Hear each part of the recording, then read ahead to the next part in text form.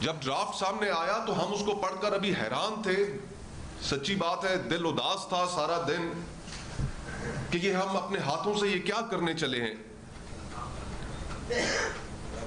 تو شام کو ایک اور مذہقہ خیزی سامنے آئی، اس مذہقہ خیزی کو دیکھ کر اور بھی حیران ہوئے کہ یہ کیا تھیٹر آف دا ایبسرڈ جس کو کہتے ہیں،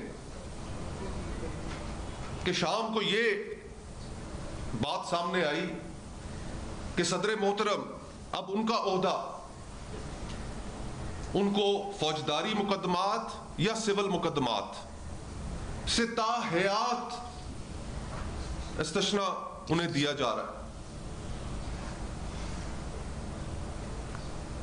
کیا یہ پرسن اسپیسیفک نہیں ہے؟ ہم تو پہلی پرسن اسپیسیفسٹی کو اس کے اوپر غمزدہ تھے کہ یہ آئین کے ساتھ کیا کیا جا رہا ہے، اور پھر یہ دوسرا معاملہ ہمارے سامنے آ گیا، اور پھر اس کے بعد آج صبح سے خبریں گردش کر رہی ہیں الحمدللہ کہ وزیر اعظم صاحب نے سوچا کہ میں کیوں پیچھے رہ جاؤں، اگر استثنا کی بندر بانٹ جاری ہے تو پھر میں بھی اس کو حاصل کر لوں۔ یہ کس قسم کا پرسن اسپیسیفک عہدوں کے متعلق آئین کے اندر امینڈمنٹس کی جا رہی ہیں؟ ان کا عوام سے تو کوئی تعلق نہیں ہے۔ وہ پاکستانی عوام جو آج اس حکومت کی معاشی نااہلیوں کی وجہ سے اس ملک کے اندر جو سیاسی بحران ہے اس کی وجہ سے ساری قیمت ادا کر رہی ہیں۔ ایک عام آدمی اپنے گھر کا کچن نہیں چلا پا رہا، اپنے بچوں کی اسکولوں کی فیسیں نہیں دے پا رہا، اپنے خرچے نہیں پورے کر پا رہا، اور دوسری طرف آدھا پاکستان سطح غربت کی لکیر سے نیچے جا چکا ہے۔ وہاں پر یہ سیاسی، ملٹری اور عدلیہ کی اشرافیہ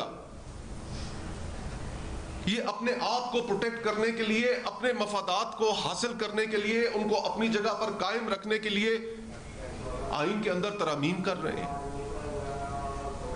یہ فیڈرل کانسٹیٹیوشنل کورٹ کا جو تصور ہے یا جو وہ بنائی جا رہی ہے، کیسے یہ نہ سمجھیں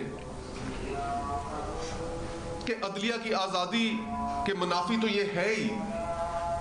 یہ ملک میں ایک نیا جوڈیشل سٹرکچر 1973 کے آئین کا ایک پلر منہدم تو اس سے ہو ہی رہا ہے۔ ہم یہ کیوں نہ سمجھیں کہ یہ جو ایگزسٹنگ جج صاحبان بیٹھے ہوئے ہیں سپریم کورٹ میں، یہ ان کو ریوارڈ کرنے کے لیے ہے جن کی ریٹائرمنٹس کچھ عرصے میں ڈیو ہیں۔ عدلیہ کی ایلیٹ، ملٹری کی ایلیٹ، سیاستدانوں کی ایلیٹ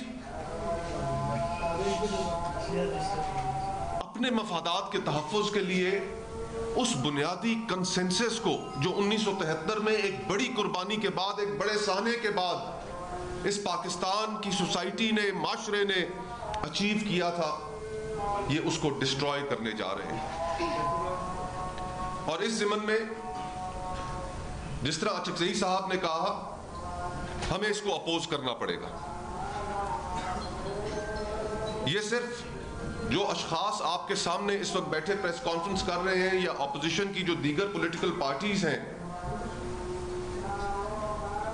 یہ صرف ان پر ہی لازم و ملزوم نہیں ہے، یہ اس ملک کے ہر طبقے پر لازم ہے، عوام پر لازم ہے، جرنلسٹ پر لازم ہے، تاجروں پر لازم ہے، کسانوں پر لازم ہے، ہر سیگمنٹ آف دا سوسائٹی پر لازم ہے کہ اس بنیادی کنسنسس ڈاکیومنٹ 1973 کا آئین جس کی تدفین کر دی جائے گی جس روز یہ 27ویں آئینی ترمیم پاس ہوگی، کہ اس کو ریزسٹ کرے، اس کے خلاف اپنے احساسات کا اظہار کرے۔ اس ضمن میں تحریک تحفظ آئین نے کچھ چیزوں کے اوپر اتفاق کیا ہے۔ علامہ صاحب بولیں پھر آپ یہ کر دیں گے۔ جی بالکل ٹھیک. اس کے بعد علامہ صاحب گفتگو کر لیں تو اس کے بعد وہ پھر لائے عمل اناؤنس کر دیا جائے گا آپ کے سامنے. بہت بہت شکریہ.